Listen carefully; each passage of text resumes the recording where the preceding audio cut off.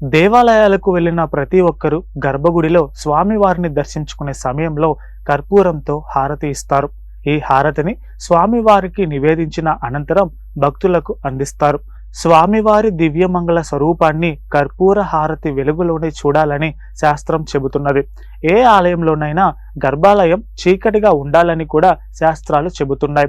చీకటిగా ఉండే గర్భాలయంలో స్వామివారికి హారతి ఇచ్చినప్పుడు ఆ హారతి వెలుగులోనే స్వామి మంగళకరమైన స్వరూపాన్ని వీక్షించిన 2 క్షణాలు ఆయన్ను మనసులో నిలుపుకుంటామని, ఎవరైతే ఆ స్వరూపాన్ని తన హృదయ కుహరంలో నిక్షిప్తం చేసుకొని నిత్యం ఆ రూపాన్ని కొలుస్తారో, పూజిస్తారో, ఆరాధిస్తారో వారికి ఆయన అత్యంత సన్నిహితుడిగా మారతారు.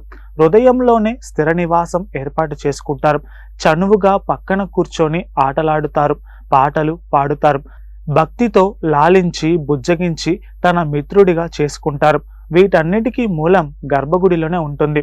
కానీ ఈ రోజుల్లో ఆలయాల్లోని గర్భగుడిని కూడా విద్యుత్ వెలుగులతో నింపేస్తున్నారు. ఇది ఎంత మాత్రం కూడా శాస్త్ర సమ్మతం కాదని పెద్దలు చెబుతున్నారు.